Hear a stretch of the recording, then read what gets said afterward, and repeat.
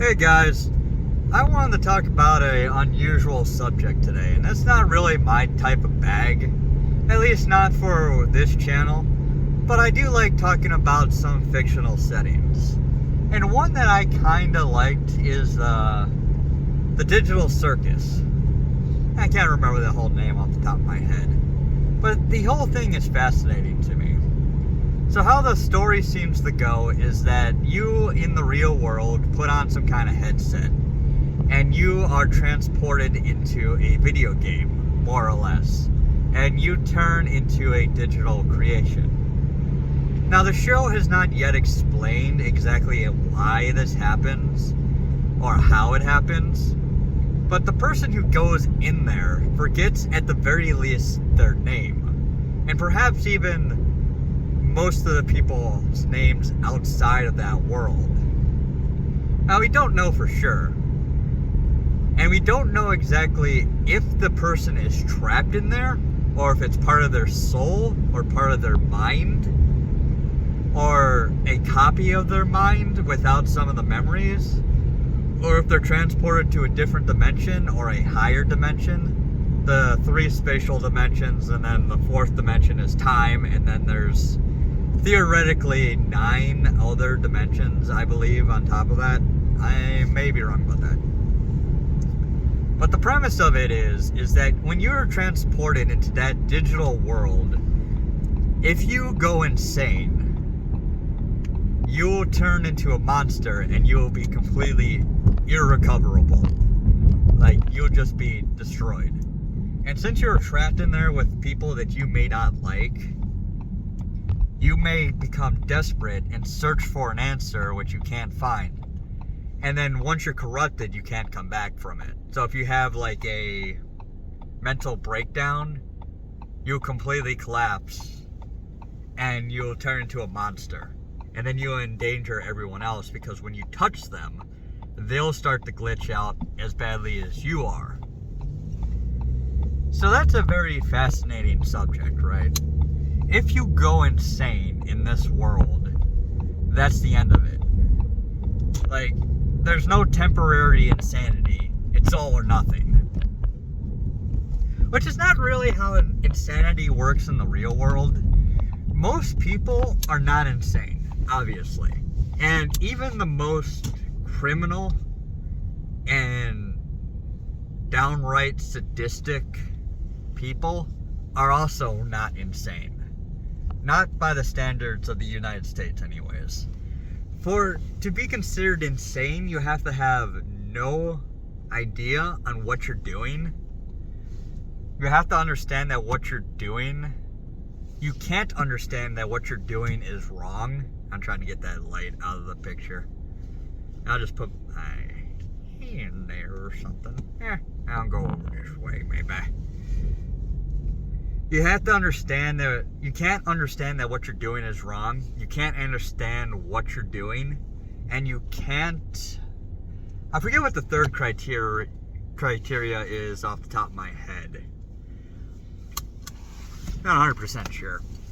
But that leaves like a very interesting conundrum, right? If you were trapped in this world, how would you keep yourself from having like a mental breakdown that will be permanent, right? You have to be able to figure out exactly how to survive in this world. Now, you forget your own name, but it seems like from what we know about Pomni, is she looks at a computer and she recognizes the computer. It's in an office building. So it seems like she downloaded a game on her work computer, put on some kind of headset, or this was some kind of like Zoom program or something, and she puts the headset on her head and she gets transported into this world. And then she sees the computer browned out, like the plastic was white and the screen was on, and yet in the digital world the white plastic has turned brown, like it was slightly singed, or it's just so old that the plastic is starting to deteriorate, and obviously the screen's not on anymore. So how would you survive in this kind of world? Like me, I'm a huge fan of like Warhammer 40k, and I like to yell, "Sanity is for the weak," from the Chaos faction as like a gag. But in this place, sanity makes you strong. And obviously sanity doesn't make you strong, or doesn't make you weak in the Warhammer 40k universe either. Dedicating yourself to the Chaos Gods in 40k means that your willpower is very weak. So what it is in this world, in this digital world, you're stuck with a AI that doesn't understand what the outside world is. And he can't create a way out. He can only create what he understands and then try to make games for you to play that'll keep you sane. And there's no way out of this world. But in the background, there is the void. Which, if you go outside the playable world, you end up in the void. And staring too long into the void starts to drive people mad. My personal theory about that is that the void is the internet. But the random ones and zeros, like the entirety of the internet, just all the ones and zeros in a form that you can't read and you can't interpret. So it just looks absolutely insane. Or it's the dead space of the video game world. The junk data. Stuff that's not meant to be viewed. Like, try making a save game into an image, for example. Those ones and zeros that make up that save file, if you try to make that into a picture, it's not going to make any sense whatsoever. Because it's basically just a bunch of words, numbers, letters, a bunch of other stuff like that. It's not going to form a coherent picture if you transfer that data into an actual picture. So the way you would survive this world is, one, you can't become obsessed with escaping. You would have to focus on what matters. The people around you are what matters. Now, when you leave this world, if you all found a way to escape at the same time, you might not end up in the same exact place. And since you don't know your own names, you would never see that person again. But a person who is alone will go insane much faster than a person who has company. So you have to find some kind of joy, pleasure, some companion to rely upon in that world. And even then, you would have to try to keep each other sane. Focus on something that matters. Maybe something that you want to experience outside of that world once you get back home. You have to not give up hope of escape, but you can't become obsessed with escape either. And the main character, Kane, and on the wall in the actual world, it says C and A. So it seems like it's Cain and Abel. So it's a biblical reference. And there's a lot of biblical references in the actual show. But that would be another way you would actually survive this, is you would have to try to hold on to your faith. If you're religious, you have to keep believing in God. Meditate, pray, do whatever you have to do to keep yourself calm. And why you shouldn't give up hope for an escape, you have to take it day by day. Like, I'm going to look at something this day and see if I can get out. Okay, that didn't work. I'm going to look at something else this day and see if I can get out. Okay, that didn't work. Okay, now I'm starting to get upset. Okay, I'm going to take a few days off and not worry about it because it's not that big of a deal. because I'm trapped here. I just got to get used to that. And then if I think of anything else in the future, I'll try that. And then you just keep trying stuff. And you can never, even if you try a million different things and you still can't get out, you have to just relax. Be like, well, I am here. I'm going to enjoy myself here. And if I can't, or if I can't find a way out, I have to find my own way to improve myself, to keep my sanity, and entertain myself. And the digital world doesn't seem too horrifically bad. It's just that Kane is completely, he doesn't understand people, and he keeps trying to keep everyone occupied, and he's like essentially in charge of that world, and he's kind of crazy. And if you're not into that kind of humor or into that kind of adventure, it's going to be very difficult for you. And after a while, it's going to get boring, especially if you go through the same adventure for like the 20th time. Okay? And you can't even focus on, like, starting a family, settling down, studying, working out, becoming stronger. Because it seems like you just aged normally in there, but you'd have a digital body that doesn't look like your old body. So it's hard to hold on to your sense of self, which is the biggest problem with the digital world.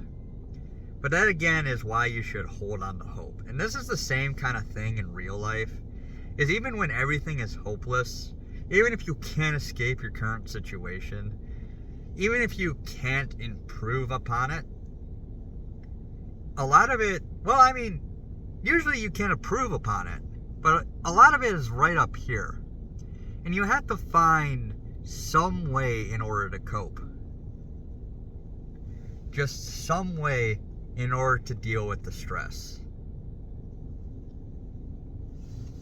I mean, for example, maybe you can have the guy make a punching bag for you so you can get out some aggression. Again, you can't go insane. You can't let yourself go insane. So you can't let yourself become completely hopeless.